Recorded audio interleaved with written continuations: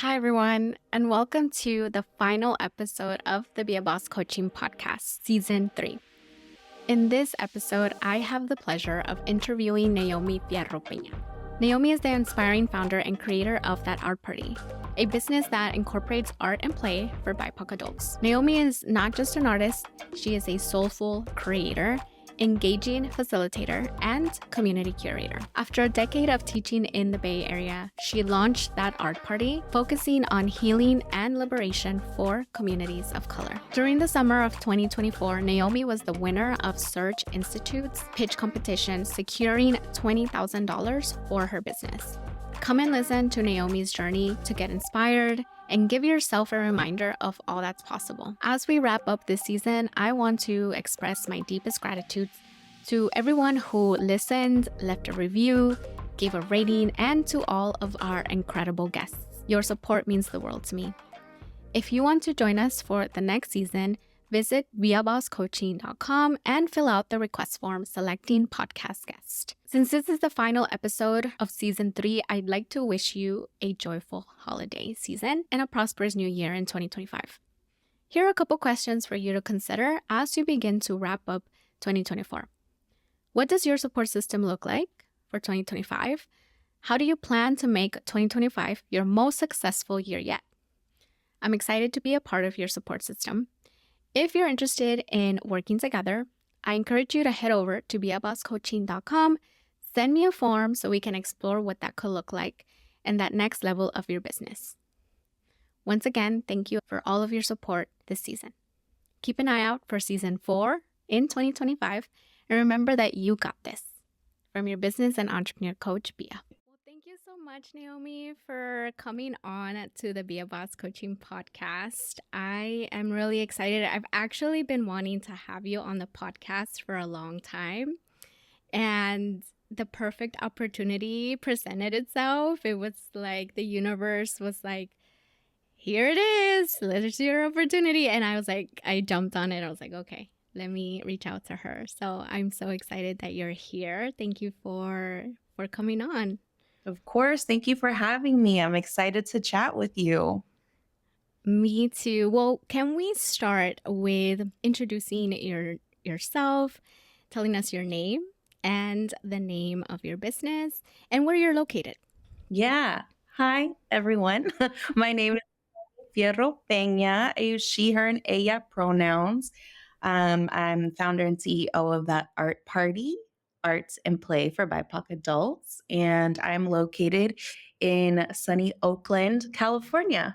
Thank you. Thank you so much. I can't wait to go up there. I'm from Southern California, so I'm excited to go up there and hopefully meet in person or go to one of your workshops in person. But I've been fortunate enough to experience one of your virtual workshops from That Art Party, which was it was just so healing and amazing. And for those listeners who haven't had the pleasure to come across your business, can you tell us what That Art Party is about and what its mission is? Absolutely. So That Art Party hosts creative play dates for BIPOC adults to be able to tap into our inner knowing or our inner child, really.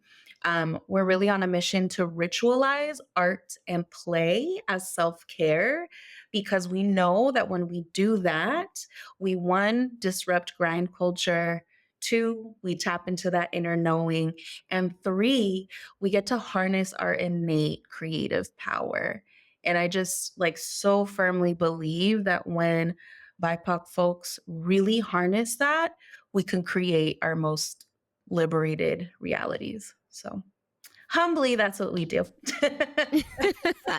It is truly amazing. I can't say enough good things about That Art Party. I mean, just the workshop that I was a part of was so healing for me. I like to say that I'm in the inner niña healing era for myself. And this sort of started, there's been a lot of healing and transformation that I've been going through with my therapist, my family, my mom, childhood trauma, things like that. And I love incorporating art into my adult life now. And I think it's because I'm on this journey where I'm parenting myself. I'm like inner parenting myself a lot, which is what my therapist has sort of done with me and taught me what that looks like for me. But art is very much part of that process.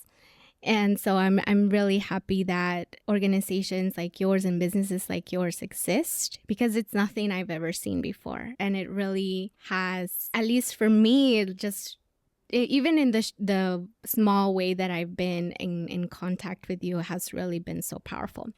But okay, well, thank you for sharing what you do with your business. But I do want to go into a quote, because you said this quote a little while back ago. You actually did it on a live with one of my very first podcast guests, Carol Umansor.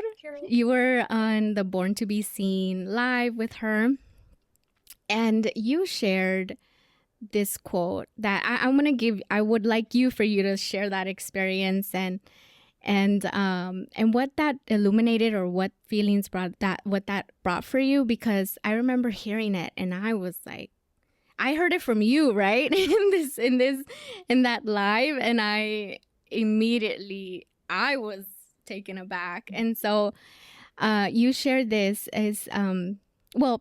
Would you like to share? I want you to like share that quote. Do you know which quote I'm talking about? Yes. Okay. I do. Okay. Okay. Also, shout out to Carol, because Carol was one of those Yes. people that like really took a chance on me in the very beginning of this business. So, yeah. So this is actually something that I share often, and I probably shared more so in the beginning of my journey, but I always know I'm reminded of it in the right time. And so when I was really kind of like incubating and like dreaming up this business, I was paired with an executive coach. Also want to shout her out, Dr. Jax Black. She's located, I believe, in Chicago. And in our very first coaching session, she says to me, I want you to take 3 deepest breaths. She says, take the deepest breaths you've taken today. And I was like, well, okay, we're already setting the tone. Yeah. And she goes, now I want you to tell me, who would you be if struggle never entered your heart? And that was like the most transformational question that I continued to come back to. And it was really what guided the vision for that art party. And at first I think I had like this nervous laughter of like, oh my God, what are you talking about? Like, it's so early. I can't even tap into that. And she goes, no. She's like, okay, that's cute. But like, actually, I want you to answer this. And don't answer it from the head, answer it from the heart. And so when I did, the first place I was transported was the dance floor. I grew up a trained dancer, and that feeling of like for me, I feel like I transcend time and space when I'm dancing, and it feels really powerful in the sense that like I'm dancing on my own, but also in parallel to others. And I know that like dance can be so healing in the sense that it's just you connected with your body and you're not thinking. And you get to like connect to the present moment. But for me, it felt very ancestral, the type of dance I was doing as well. And I was like, that space, that energy is joy. That energy is healing. I know that I can bring whatever I have experienced in the day to the dance floor. And I know that dancing will wash that away in a sense. Yeah. Transform and transmute that into joy. And that's like the energy that I'm after with that art party. And, you know, I understand that it doesn't have to be dance for everyone. And that's why we approach different creative mediums through play because, Mm-hmm. you know, it doesn't have to be serious. We're not, trying to perfect any particular medium. We're just trying to play and explore what it feels like to be in the process of art making. Yeah. Yeah, I love it so much. I just remember hearing that and it was transformative for me because it was a question that I had never thought about, but I think it touched on a chord because it it really, really taps into that playful, like creative, what do you want to do for joy, you know? And I think that if I was presented with that question, I would immediately want to like think about joy. And I think that's what I thought about. And I I was like, wow, this, as children, for me, like my unique experience is that, I grew up with like suppressing a lot of like childhood trauma, right? And then so when you grow up into an adult, you're learning what, like how to be an adult, but also not ever really being a child, Mhm. if that makes sense. Yes. Yes. And yeah, so it's a lot to navigate when you're healing. And I think, but when you tap into play and joy and what that would look like, I I feel so liberated. It's very liberating to just like be this new person, like cultivate the inner niña that should have been, and like me parenting, inner parenting myself. So that's why I really love talking about healing and art and joy and play as adults because it is so needed. It is such a concept that I don't think many talk about, think about.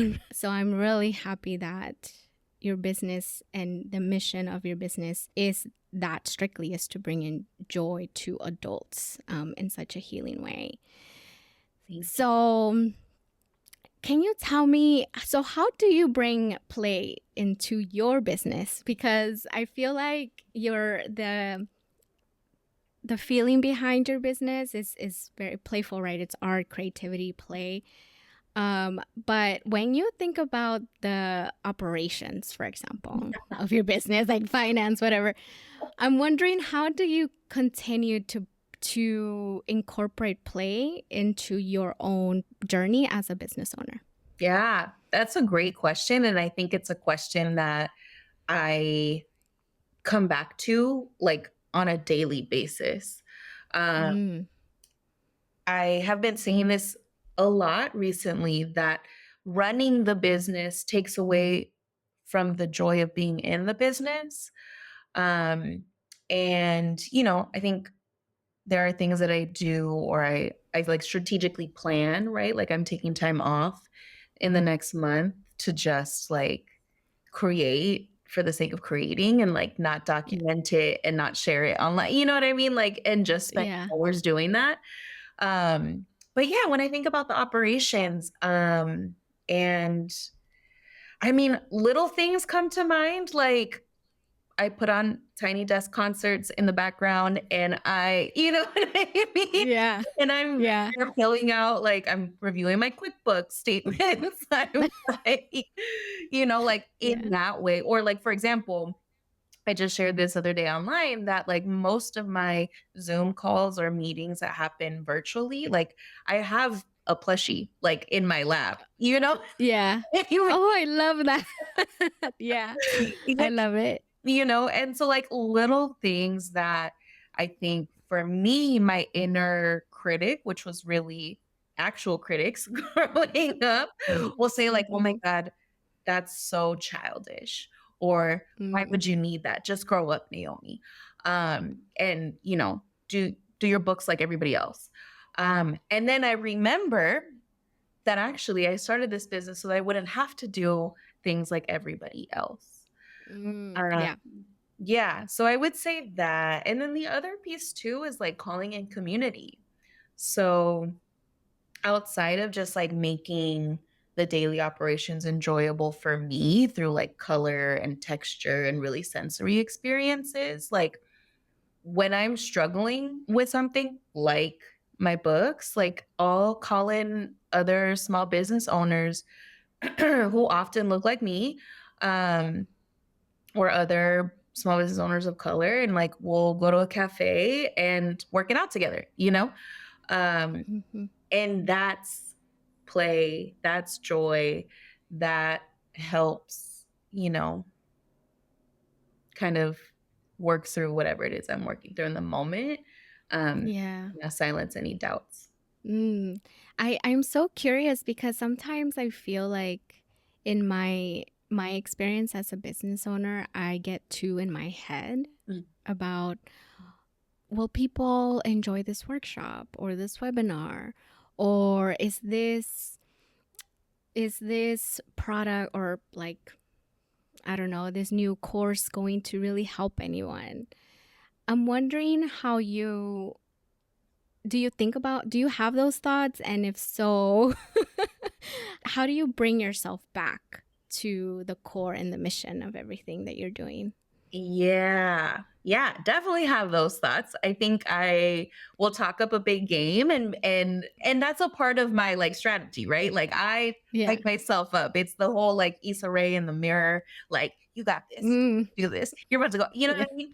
I And love it. yeah, so definitely a lot of that. But yes, of course, moments of, you know, I think uncertainty or moments of Mhm. questioning. And how I get through that, I think two things. I always come back to what a friend of mine told me when I was first launching this business. She told me, messy action is better than inaction. Mm. And I consistently come back to that and say, that's okay if I put this out into the world and there's a mistake in it. Or it's okay if I put it out into the world and like it didn't like meet people where they were, or it wasn't the thing in that moment. Like that's okay. The point is that Mhm. I did it. And if I Yeah. don't continue to iterate, if I don't continue to play, if I don't continue to get messy in that way, then that's like the opposite of the whole point of the business, you know? And then Yeah. I'm not doing it. And so, yeah, I'm like, I have to treat myself the way that I would treat my best friend or somebody that I love. Like if they put something out there and there was a mistake, I'd be like, it's okay, girl. Like you could do it again. We'll just pick back up and do it again. Nobody saw it. You know what I mean? Like that's the hype that I would give my girlfriends. And so that's the hype I need to give myself. Um, Yeah. and so I always come back to that. I hear it a lot when people are talking to like first time moms, uh, Mm. who, like us, have been healing their own inner child and have talked about like, oh, the way that I'm treating my daughter is like, everything I wanted when I was a child, blah, blah, blah.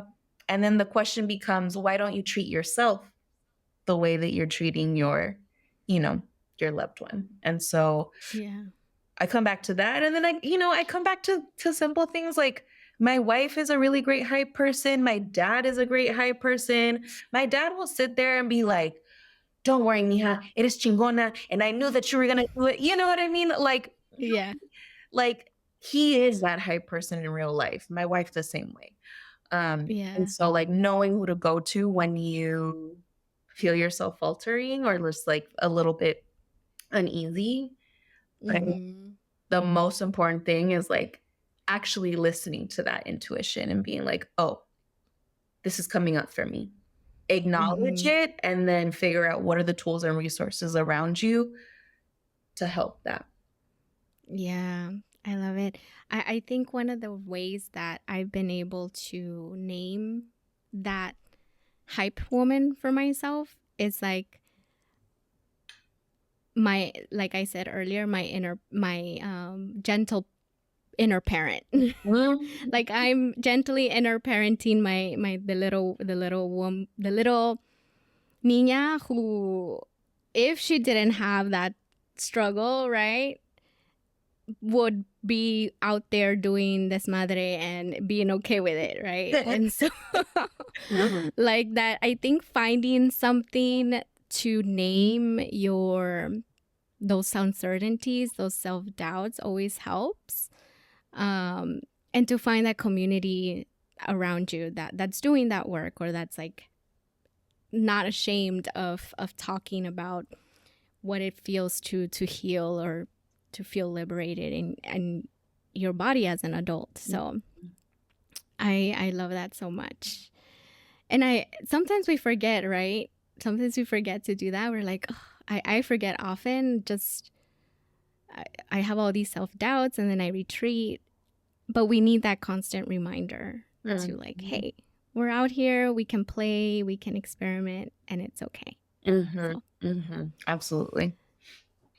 thank you so much for that. Okay, so how do you think? I've talked a lot about healing and incorporating playing into your business. And how do you think we can bring intentional healing, play, creativity, even if that's not, maybe like, for example, I'm a coach, right? I'm a strategy. I bring a lot of strategy, clarity. But how do you think or have envisioned we can bring intentional healing and play into our business, even if we might feel like that's not possible, even though I know it is, but yeah. Yeah, because that's human, right? Like, and we live in a white supremacist capitalist society that will continue to feed you messages that it's not possible. So, yeah, Mm, of course, like, yes, so there are definitely a million and one ways, I think, to continue to bring playfulness into your workspace, wherever that is. I think one thing I like to come back to is just the sense, again, the sensory experience and the environment in which you're in. And, mm, maybe it's not your work from home office. Maybe you're a teacher, or maybe you go into an office building, what have you, right? But for me, it's bringing color into that space. Like, I know that I made a conscious choice to write in like colorful marker in all of my, notes. And so those are really simple ways of like, or maybe I added a pillow to my desk area, or, I brought in this really fun plant with like a creative planter, whatever it is, right? Like, bringing in sensory experiences. And what I mean by that is like things that will activate all five of your senses, because that brings you back to your body. And two, it allows you to like indulge your inner Nina, indulge mhm, like your whims and your, instead of suppressing them. And mhm. that's like the gateway, to Yeah. a lot more ability and kind of like fluidness around, or fluidity around, um, like tapping into your needs and your desires. And so it starts with small things like that, I would say. Um, and small like breaks in your day. I think Mm, of not eating your lunch at your desk, right? Like, go outside and like don't look at your phone. You know, go mm, mm. outside and like really, and it's summer right now. So like taking in the full vibrancy of like all of the colors that nature will bring out, like 5-10 minutes, or maybe it's doing like some yoga poses or stretches at your desk, or maybe it's doodling for 5, 10, 15 minutes, and you don't have to be an artist, right? Like to doodle. Yeah. So what I love about those pauses in your day is that they allow you to disrupt this grind culture that we're constantly being fed and forced into. Um, Yeah, just a moment to really get into your body and to stop the thinking mind from doing the thing that it will do, you know? Uh, Yeah, yeah. Yeah, yeah. I love it. I remember the virtual workshop that you had, and it was in the middle of the day during like that break that I think most people would have, like lunch. I think it was around 12. It was just perfect timing because I remember like working all of the morning and then having this intentional time to just doodle. And I think everyone should try it out because it is just such a pleasurable way to get into a space and mindset where you're not thinking about anything but just you and how you want to express yourself Mhm. and what colors you want to use and what do you want to cut and what do you want, what do you want to paste, what do you want to, and so it's a, like you said, it brings you into your body acutely, like you're like just be in that sense and not be in that grind like I haven't taken lunch or like, and I think I remember doodling and I was like enjoying my snack at the same time. And so it's just like a nice way to listen to your body, right? Listen to what it needs and to just like give it pleasure in that sense. So I love those workshops. I just signed up for the one on August 4th. So I'm so Yeah. excited. Oh, good. I'm so Yeah. excited to see you there. Yes, I am so excited to be there. So thank you for having those play dates.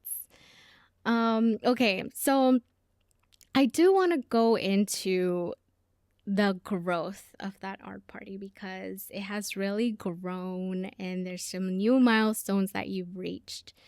So can you tell us, and in however you'd like to, where you'd like to start, how that art party grew from an idea to where it is now? Wow. And what do you think facilitated the most growth for you?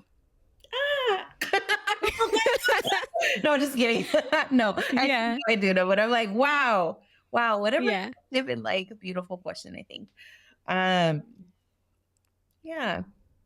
How it started as an idea and then where it is now. Um, and then yeah, you might have to remind me of the second part of the question. What to do with that? Um, Yeah. yeah, so I think how it started as an idea. I was working at a school. I had been a teacher for about a decade here in the Bay Area. And I remember looking around and realizing that and I'll be really specific, most of the women of color in that space, right, who in by and large were holding up the operations, the vision, Mm. right, of Mhm. this institution, how unhappy they were. Mm. And I remember and how much they would grind and work and skip lunch or not go for a walk and eventually get sick. And I was like, could it be me? Nope, this cannot, I don't want it. I don't want it. I don't want it. Because I also grew up with examples of women who gave and gave and gave and gave to Mm. everybody else at the expense of their own health and happiness. And I knew from little, right? I never wanted to be that woman. And yeah. And so when I got to my grown age and was like, wow, I'm very close to becoming that person that I said I didn't want to become, Mm. I am like, no, something has got to change. And like, it has to be radical. Like, I just knew that. Mm. I'm also an Aquarius, so I'm not like scared of like quick changes or big changes or like, uh, Yeah. visioning creatively in that way. So I was excited by that. And because of that, I knew, I was like, but I know that I don't know what I don't know. And so Mm-hmm. I had some friends that had applied to this fellowship program for educators of color. And that program was really like pretty radical, I think, too, in one, just being a program for people of color in the education system, really pouring into us in our professional development and allowing us to really acknowledge and then to really hold on to and help nurture our genius, right, as Mm-hmm.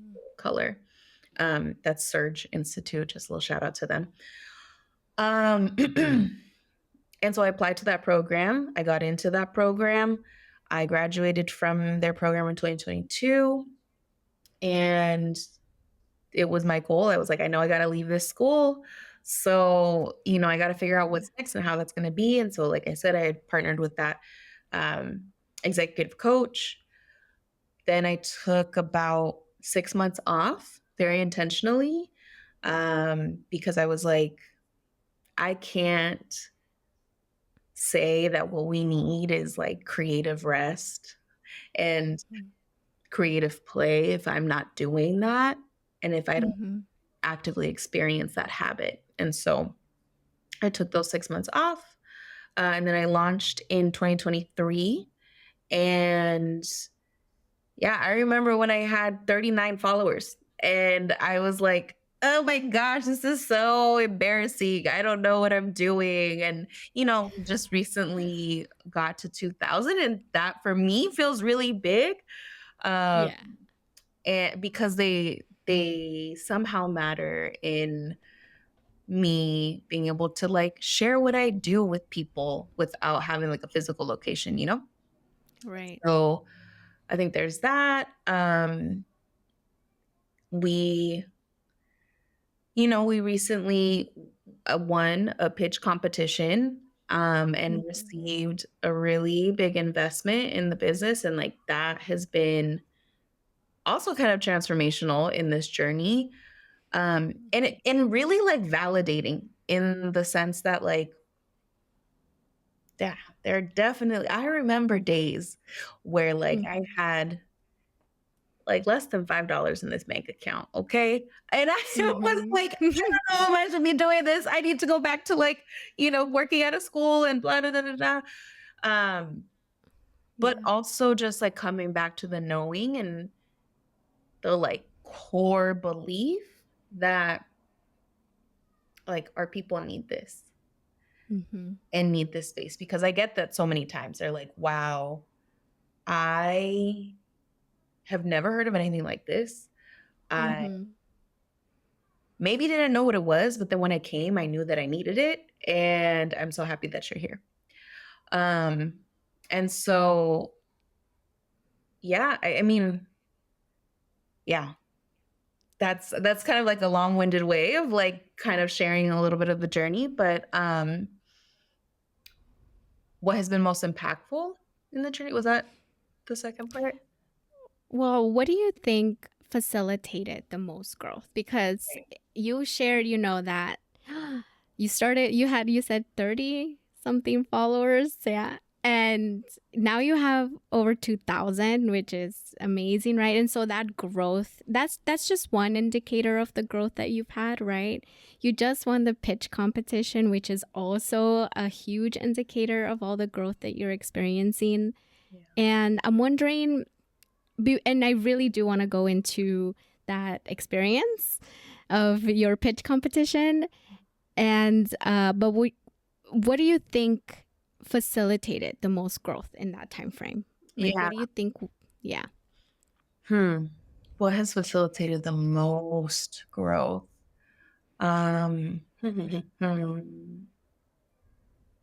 People like and then that's like a really big kind of nebulous answer. But what I mean to say is like collaborating with, Mhm. other BIPOC artists, other BIPOC small businesses.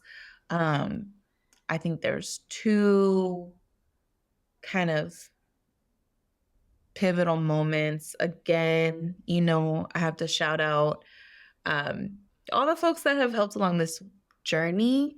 Mm-hmm. I will shout out Queer in Oakland, Montana. Uh, she had like this really huge following. I reached out to her randomly and I was like, hey, I see that you're like working with people that I know. Would you be interested in like possibly collaborating? And she's like, of course. And I remember that was the first day, like my reach really expanded to like what then became one of my core like clients. Um, Mm. you know, queer people of color in the Bay. And like I remember that was a really big break. Working with Carol was a really big break. Um, Mm-hmm. and then applying to like betting on myself and applying. And I think that's across me, like reaching out to folks and being like, hey, will you take this chance on me?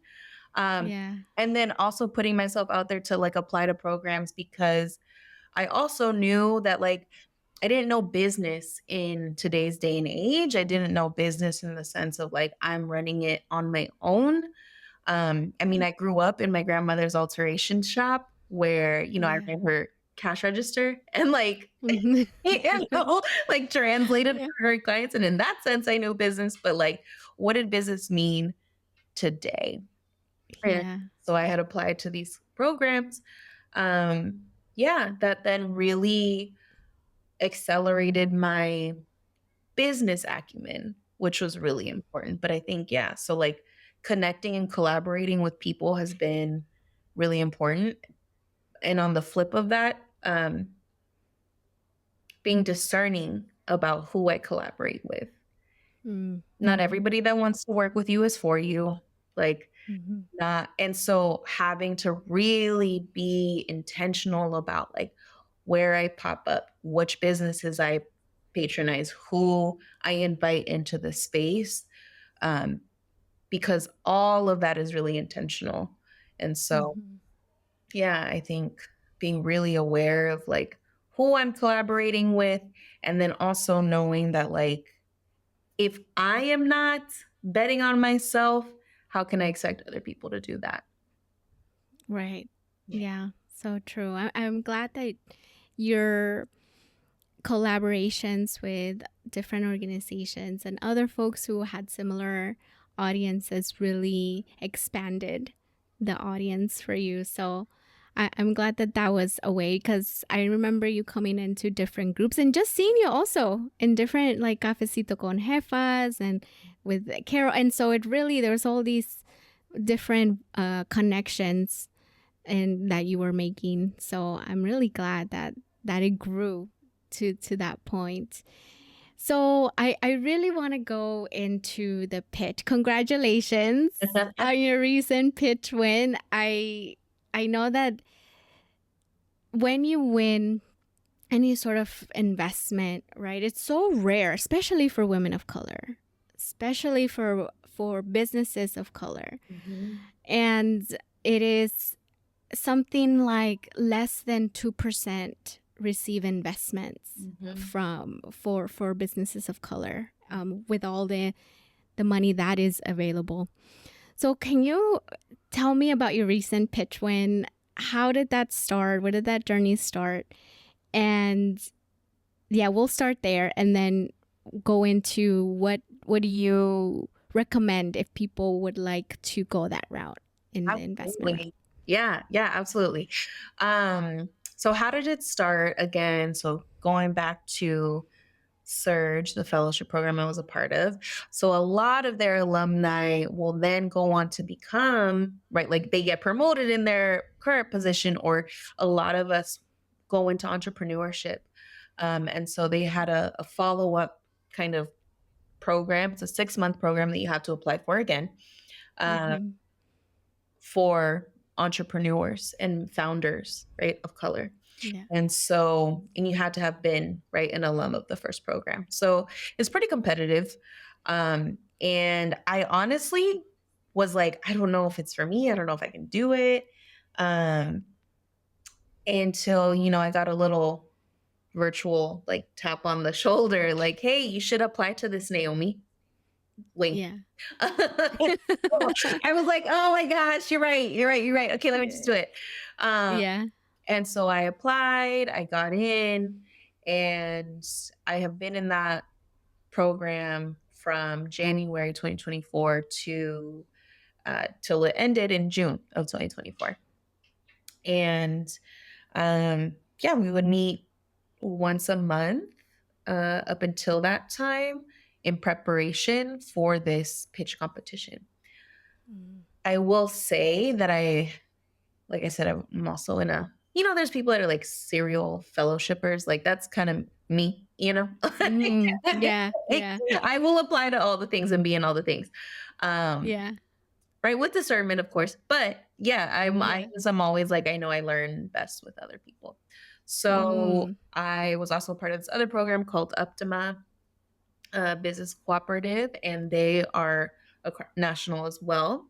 And so I had been a part of that business program too. And yeah, I think, really honing in on my like business plan, what my value proposition is, right? Like all of the things that you learn about as a Yeah. owner. And I will say, leading up to the pitch, I have never been so nervous in my life. And I can say that like I'm dramatic about a lot of things and I exaggerate about a lot of things, but like this is not one of them. Like Yeah. my stomach hurt. Like that's how nervous I was. My poor wife, she must have heard that pitch. It was a 5-minute pitch a million times before the actual day. Because I was just like, I have to know that I did everything I could and I gave it everything I could in order for me to feel really proud of this moment. And like I invested my time in the way that I wanted to. Yeah, I was like, there were 10 other founders and from all across the country. I was right in the middle of the lineup. And so I was like, I don't know if that's good or bad, but here we are. I just got to go up there and like do me the way I know how. And yeah, I think I gave my pitch. I think at the very end, I had a moment of like, whew, I was really nervous. And I think I said that on the mic. And I was like, well, right. It was like, here we are. Yeah. It was a very human moment. Had answered questions from the panel of judges and then got to listen to the rest of the pitches. And then after that, they announced the winners. And so I was awarded $20,000 to invest in the business. And I had presented like what I would spend that on and all the things. And I just remember what was like really beautiful about that experience is that, and you see this in the photos too, all of the other founders in my cohort were like elated, just happy to see me win. And like that's something that I know is not true for many other competitions, Yeah. But we want to see each other win. And like I said, it was a group of all founders of color, Black and Latino folks. And of the winners, I was the only Latina. And so I'm really proud of that. And I will continue to like be really proud of that. Yeah. So. Wow. That's incredible. That's just incredible. I want to say because first there's like the picking of like who gets to pitch, right? Like that you getting through that is such a big accomplishment. So getting to that point, I think it's such a big deal. And so doing the pitching and out of 10 folks, like that's a lot of people. Yeah. So I that's incredible. They clearly, I don't know, did you record the pitch or yeah? Okay. Yeah. I'm sure you watched that and I don't know if have you? Funny enough, I have not watched it. But yeah. Oh, wow. Yeah, cuz I feel like, are you interested or thinking about going after other investments and competitions like that? Yeah, 100%. Yeah. I am. Yeah. I will say that I am very tired. Like, Yeah. I realize this now, Yeah. that like the first running a business is like you're doing all the things, wearing all the hats. Yeah. So it's tiring in that way. But also like the amount of energy that I put into preparing for this, right? It's 6 months and beyond, really.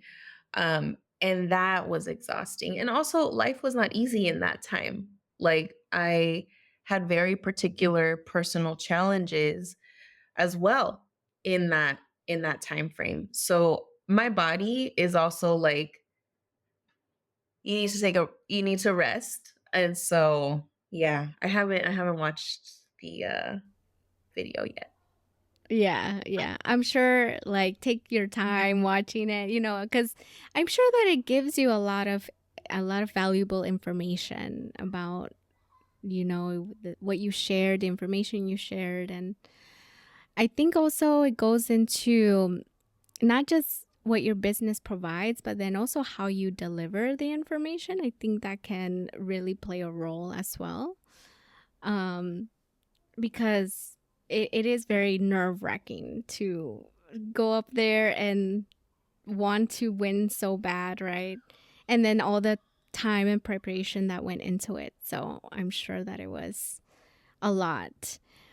Is there anything that you can tell us or any advice for anybody looking to apply also for a similar pitch competition or for investments in general? What are some tips you can provide if anyone would like to go that route? Yeah. What are some tips? What are my tips? What are my tips? I think one, practice, practice, practice, practice. Um, Mm-hmm. but that means like in front of people. So Oh, okay. Yeah, yeah. it's one thing to run it over in your head. It's another thing to run it over out loud. It's another thing to run it and record yourself and watch it. It's another thing to do it with many different people. And so that's something that I did. Mhm. And again, and also shout out to like the Latina business community that I've cultivated through We All Grow, Cafecito con Jefas, right, etc. Who really helped give me feedback in like even in the final hours. I was like, I know I need to run it just like a million times. Uh, Mhm.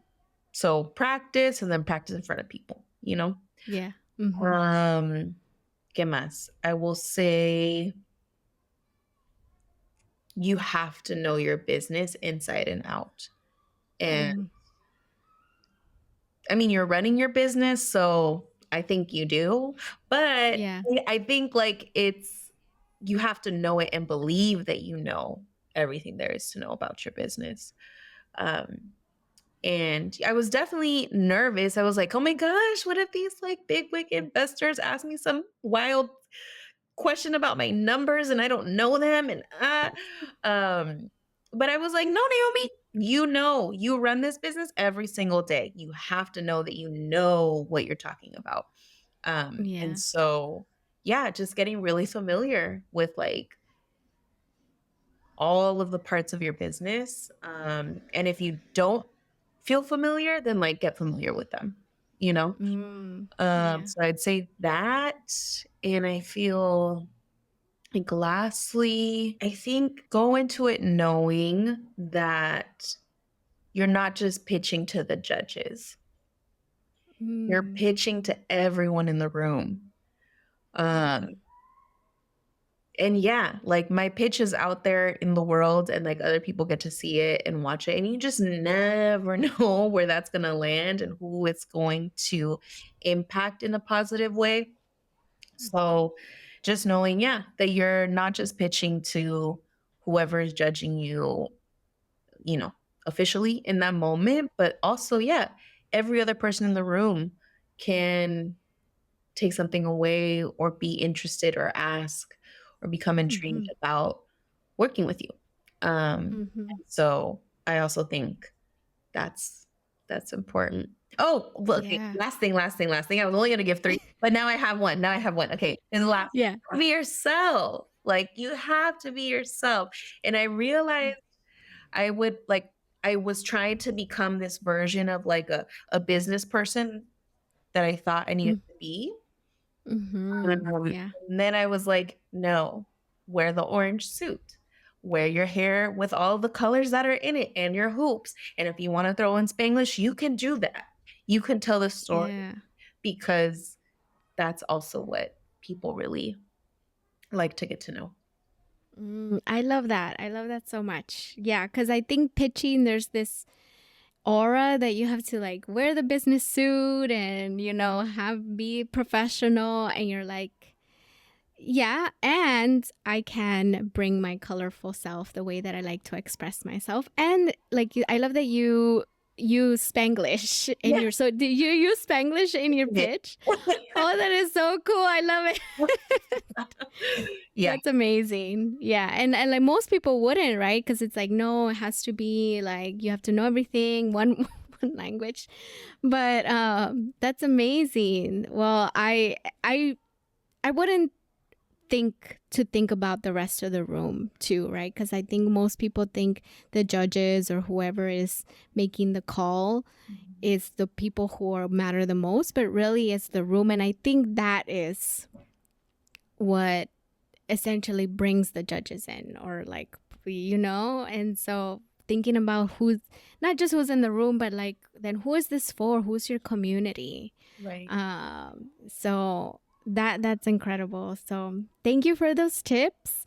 I am curious, did they ask you crazy like number questions? One person asked, I mean, some of the questions I was like, it's in my business. That's what I wanted to say, but I didn't say that.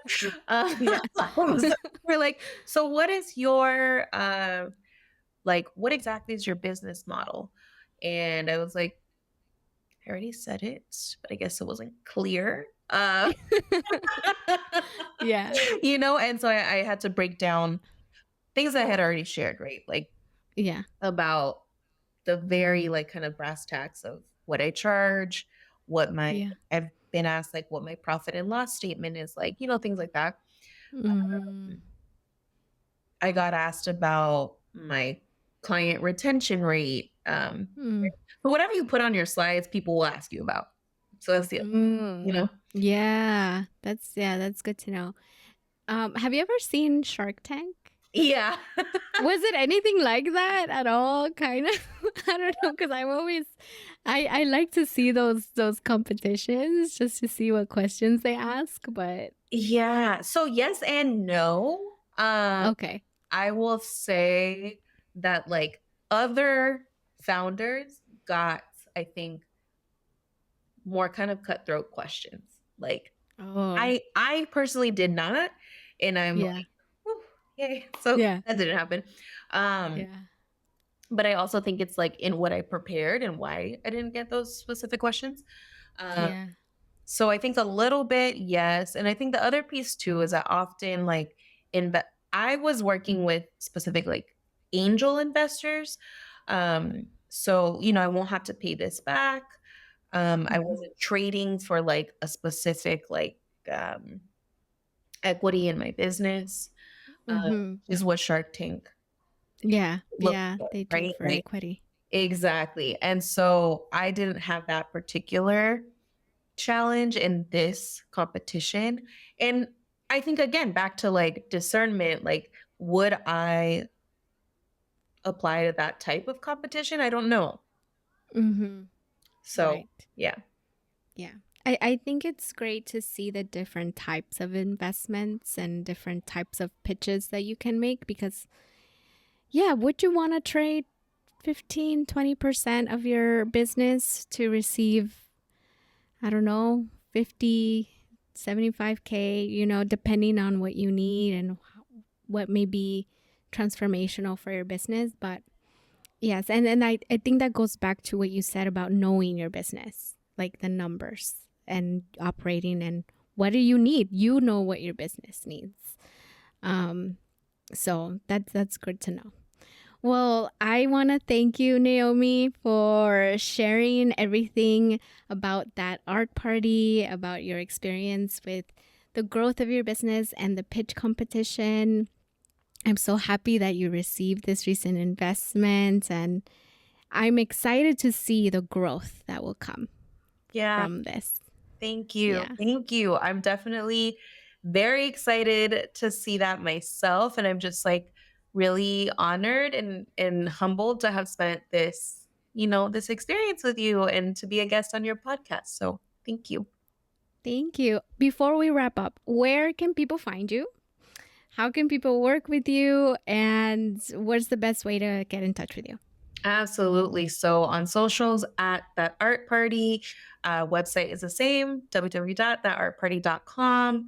And I'm pretty accessible in that way. Again, I work out of the Bay Area, but I also do a lot of virtual events for, corporate retreats and whatnot. So yeah, I'd love to see you at the next Creative Play Date. Yes, thank you so much. I signed up for the one coming up, so I'm so excited for that one. Definitely sign up.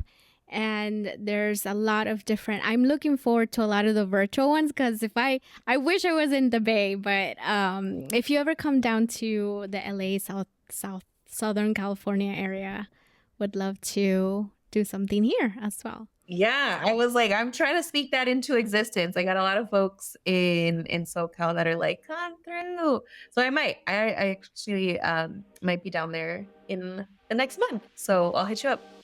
Yes, so exciting. Definitely hit me up. I'm here. So thank you so much, Naomi. Go to the show notes also to check out all the links for Naomi and stay in touch with her.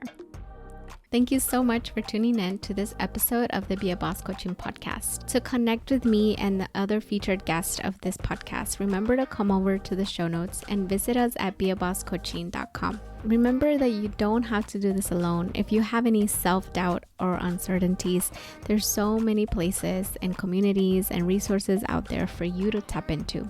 You just need to take action. I can't wait to meet you, and I'll see you in the next episode.